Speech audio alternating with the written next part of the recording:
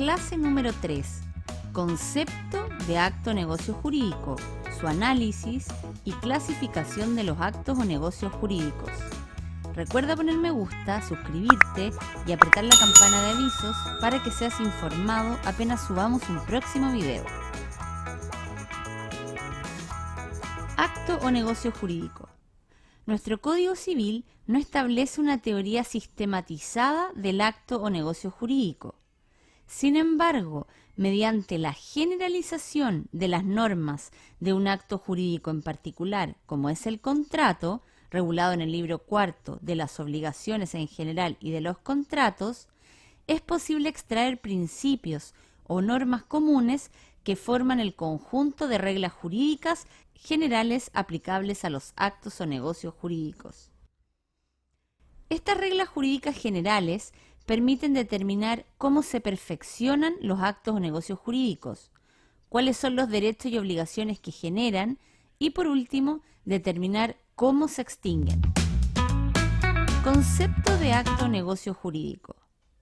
Antes de continuar, precisaremos que utilizaremos los conceptos de acto o negocio jurídico indistintamente como sinónimos. Ahora sí, podemos definir a los negocios jurídicos de la siguiente manera. De acuerdo al concepto tradicional, como aquella manifestación de voluntad encaminada a producir efectos jurídicos queridos y perseguidos por su autor, como son crear, modificar, transmitir, transferir o extinguir derechos y obligaciones. Ahora bien, el concepto moderno señala que es una manifestación de voluntad dirigida a un fin práctico tutelado por el derecho. Analicemos el concepto. En primer lugar, se trata de una manifestación de voluntad. La base del negocio jurídico consiste justamente en una manifestación de voluntad. ¿Pero qué significa esto? Que la voluntad debe exteriorizarse. El sujeto debe expresar su voluntad, ya sea a través de una declaración o un comportamiento. Esto, pues, resulta indiferente para el derecho la simple intención que se mantiene en el fuero interno o psicológico del sujeto. Es necesario recalcar que debe tratarse de una manifestación de voluntad y no de otras manifestaciones como puede ser una declaración de ciencia o una verdad, por ejemplo, una confesión o una notificación. En segundo lugar, esa manifestación de voluntad debe ser seria, es decir, debe ir encaminada a la producción de un propósito. Las partes manifiestan su voluntad con el fin de producir un propósito determinado. Para la doctrina clásica, los fines buscados por las partes son jurídicos, es decir, corresponden a la producción de efectos jurídicos como es crear, modificar, transmitir, transferir y extinguir derechos y obligaciones. Sin embargo, la doctrina moderna apunta que en realidad las personas buscan conseguir fines prácticos, como fines económicos o sociales, pues las partes desconocen o no conocen a cabalidad las consecuencias jurídicas establecidas en la ley. A modo de ejemplo, en una compraventa, el comprador espera recibir la cosa comprada, más allá que jurídicamente opere un modo de adquirir el dominio, denominado tradición, y que signifique la adquisición de derechos y obligaciones. Por ende, podemos concluir que, al celebrar un acto o negocio jurídico, las partes encaminan su manifestación de voluntad a la obtención de un fin práctico, que se traduce técnica o jurídicamente en la producción de efectos jurídicos. En tercer lugar, las consecuencias jurídicas deben estar reconocidas por el ordenamiento jurídico. Hemos comentado en clases anteriores que existe una controversia en este tema. Para algunos, la autonomía de la voluntad alcanza su máxima importancia y la sola voluntad del sujeto es generadora de efectos jurídicos. Sin embargo, otros sostienen que el único antecedente generador de efectos jurídicos es el ordenamiento jurídico. Una postura intermedia es la que postula Vial del Río.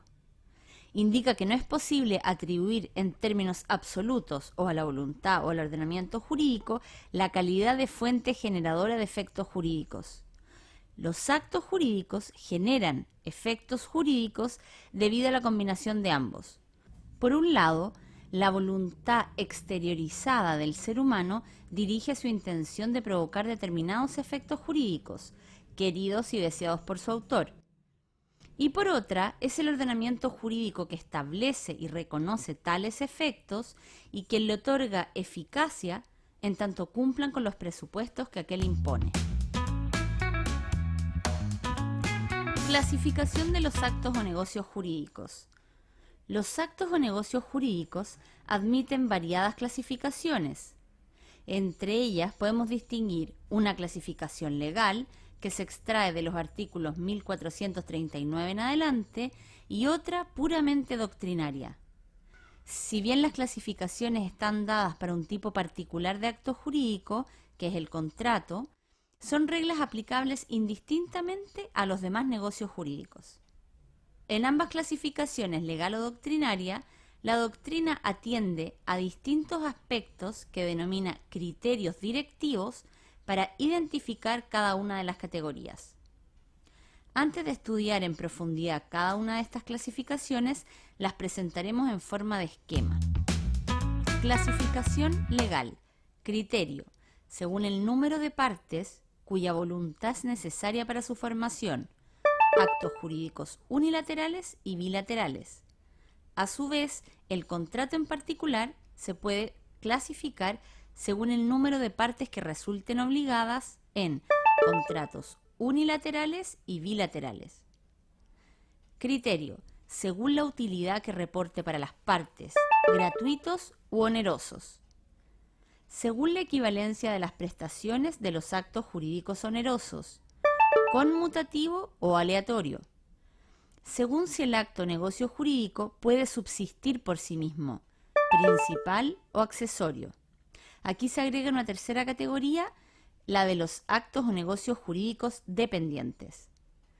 Según la forma como la ley exige que se manifieste la voluntad para perfeccionar el acto o negocio jurídico, real, solemne o consensual. Ahora veamos la clasificación doctrinal. Aquí existen muchas clasificaciones y destacaremos las siguientes. Criterio: según el contenido del acto o negocio jurídico, de familia o patrimonial. Según si producen sus efectos entre vivos o después de la muerte, entre vivos o por causa de muerte. Si producen sus efectos normales o están sujetos a modalidades, puros y simples o sujetos a modalidad. Según si tienen o no regulación legal, nominados o típicos o innominados o atípicos. Según la extensión de las facultades del que los realiza, de disposición o de administración. Según su permanencia en el tiempo, de ejecución instantánea, de ejecución diferida o de tracto sucesivo. Atendiendo al efecto producido, constitutivos, traslaticios o declarativos. Según el poderío de la voluntad, de libre discusión, dirigidos, forzosos o de adhesión. Según si sirven o no para preparar un futuro contrato, contrato preparatorio o contrato definitivo.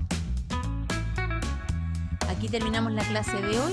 La próxima clase estudiaremos en profundidad cada una de las categorías presentadas. Mucho éxito en el estudio.